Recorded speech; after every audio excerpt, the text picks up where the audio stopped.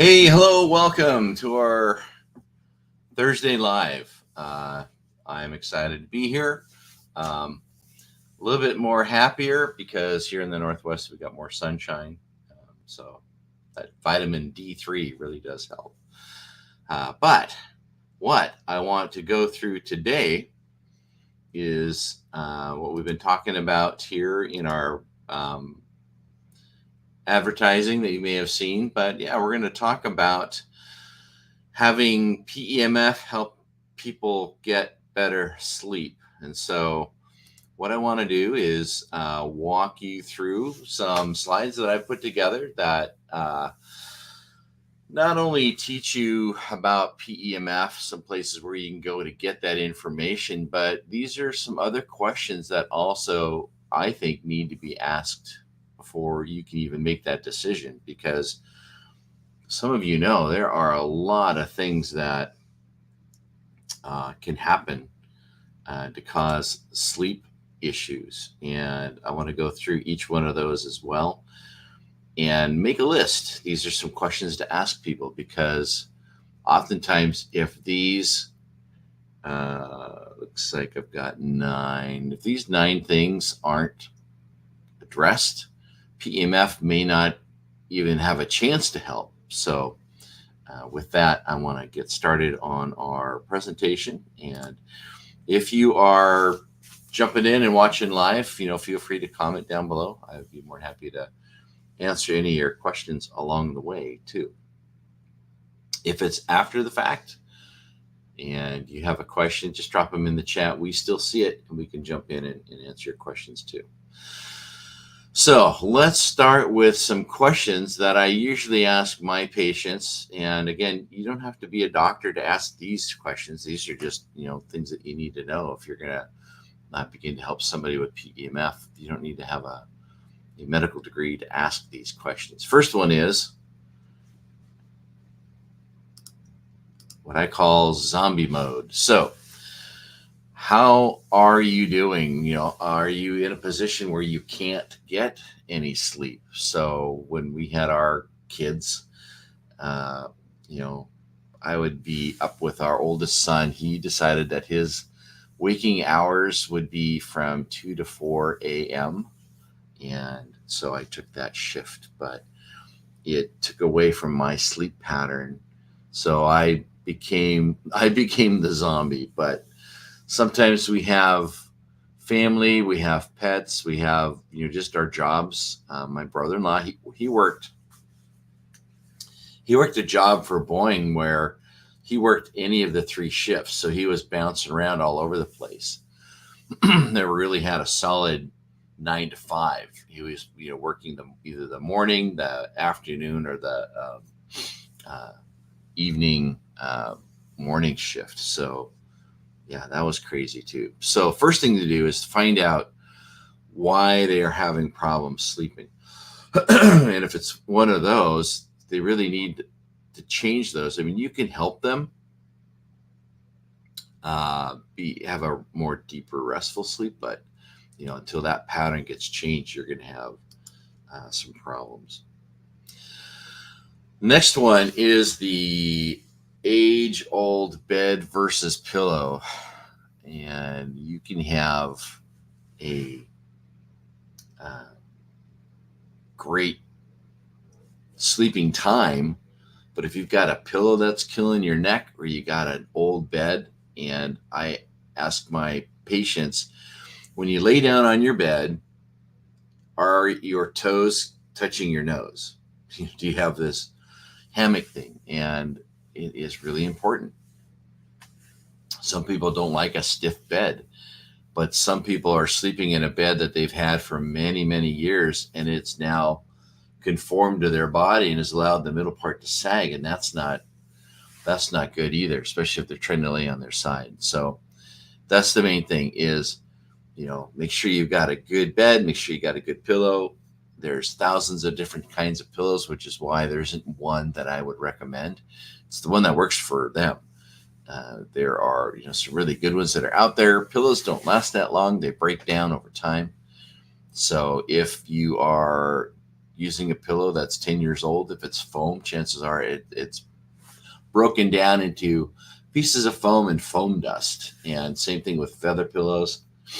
Um, if you find a pillow and you love it, buy a second one, stick it in a drawer so you have it for later. Beds are the same way. They're only going to last, depending on how much money you spent on them, they're only going to last anywhere from 2 to 10 years.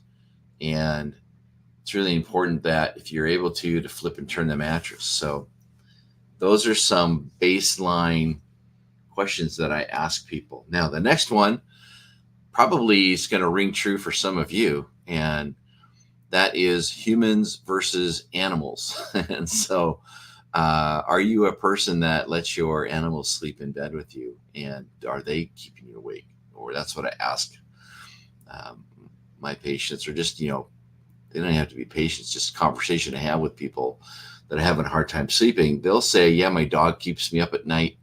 My cat keeps trying to burrow underneath my pillow with me, or they, smack my face. So that problem's not going to go away until you're able to get the pets out of the room. And for some people, it's like, I'm never going to let a pet out of my room. They're going to stay with me forever.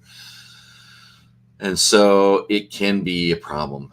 And then the other one too is they may not know that they have allergies. And so, the pet dander is what's causing their sinuses to plug up. And now you've got some other issues that could be going on too. Or even if you're, let the pet sleep on the bed, but then they're on the floor during the day. So those are a couple other things to take a look at. The other one is, just a poor bedtime habit.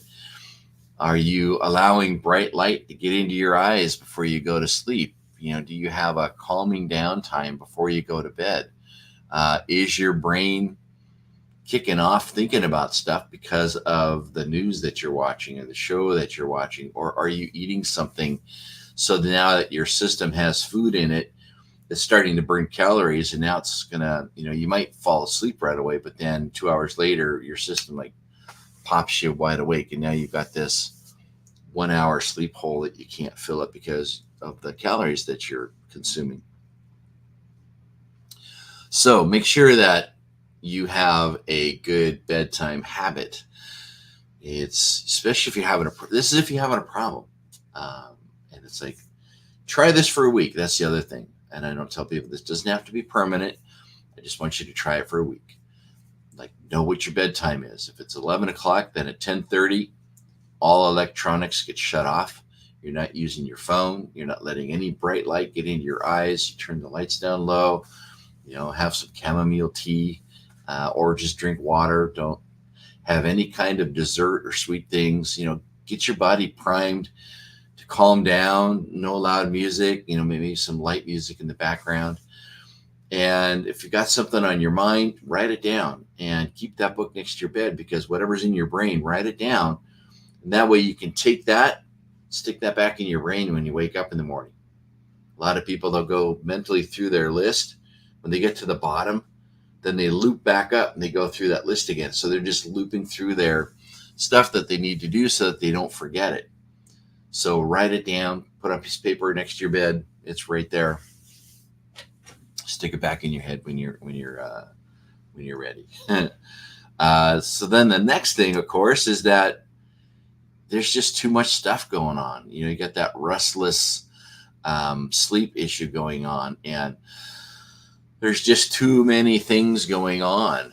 Again, that's what the whole writing the list thing down is. There are people that just have decisions to make. There are things going on in their life and their work, and they're oftentimes really hard to solve. And so until this problem gets resolved, they're going to have these issues. But some of the things that I just talked about can help that.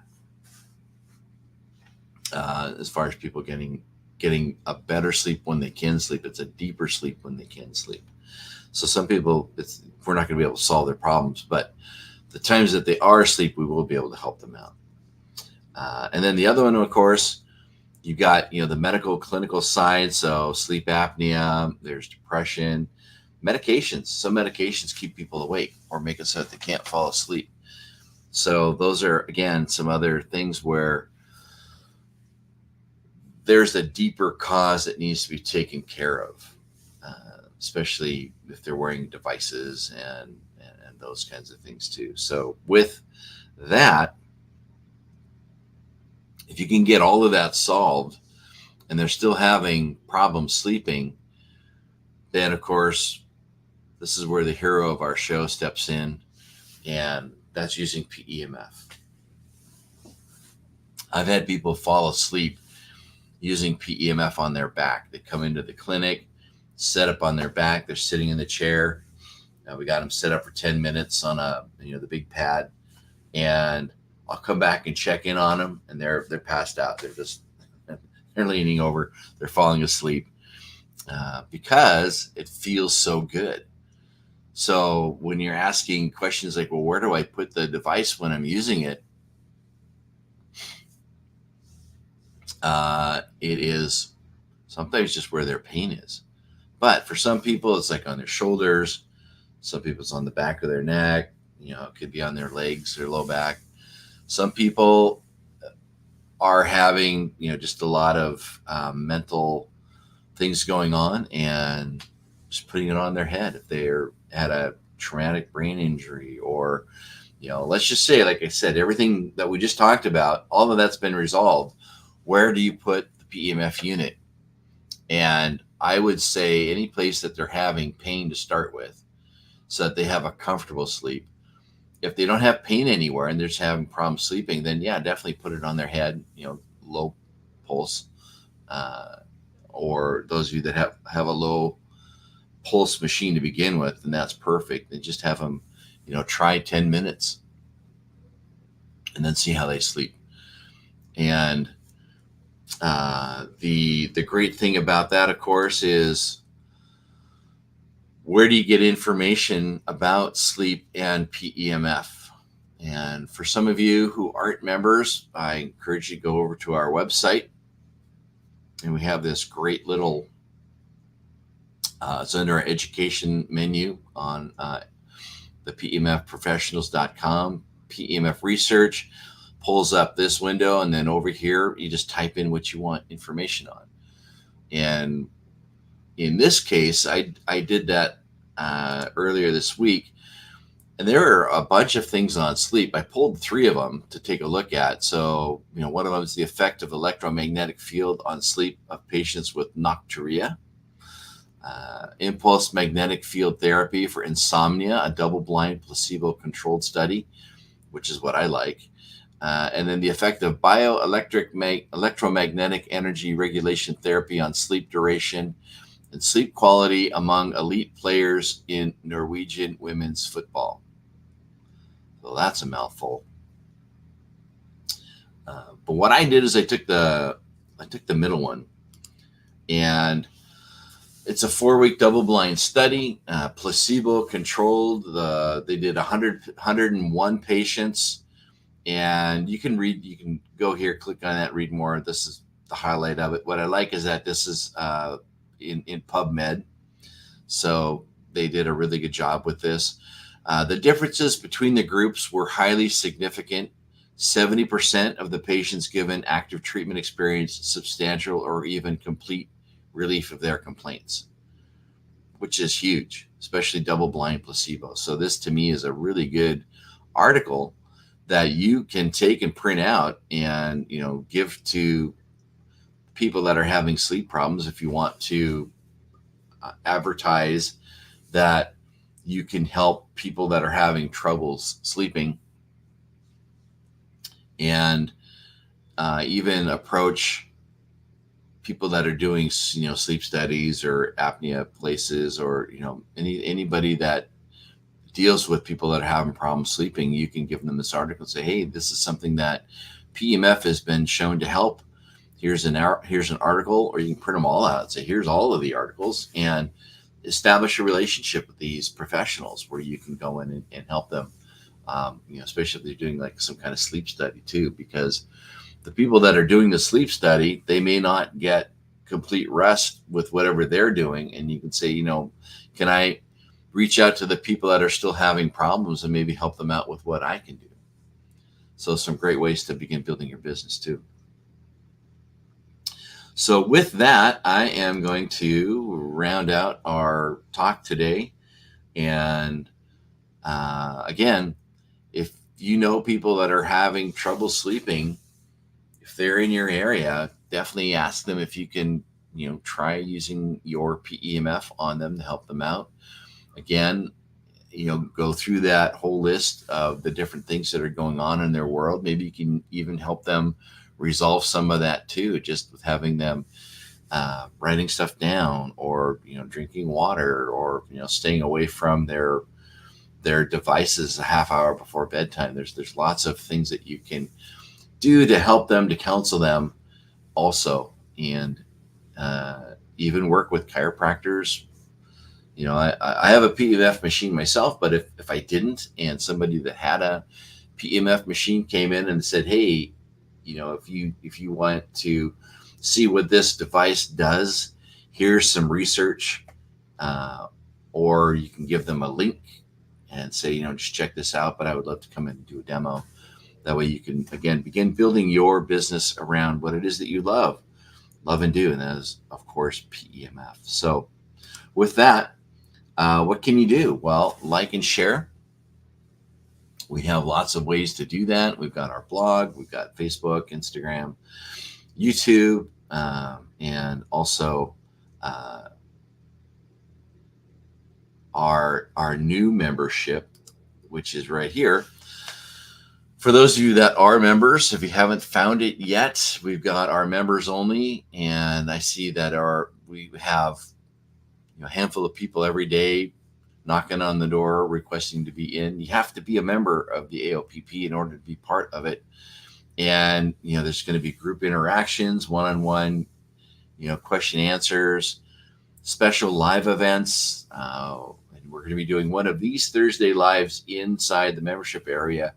We want to try and do that every month, have one of those inside, but then also deep dive discussions. So in there, we can get into a lot more involved discussion on things with members. And so that way we're not on the public side, where we can be a little more in depth with what we're talking about, and the information that we're exposing in there too. So we would love to have you that are members to jump in there and begin talking. Some of you have already started that, which is great. And then also, those of you who haven't seen this, it's our code of ethics. And so this is who we are as an organization. And it's on our website, but I thought I would post it here. Again, those of you in the public who are watching this and see this, this is what we're all about. And as far as our integrity, our objectivity, professional competence, and confidentiality, take a moment and read through this. Again, go on our website. You can find it out too. But with that, I want to thank you. And again, we are an international organization. We're all over the world, and there are more and more people finding out about us and joining. We would love to have you become a member, or ask us questions, or if you have tips, reach out to us, info@pemfprofessionals.com. Always welcome to jump on our website and check things out there too. So with that, thank you again for your time. And we're going to be continuing this series, so be on the lookout for the next broadcast post for what we're going to be talking about next week on our Thursday Live. And again, thank you so much. Have a great day.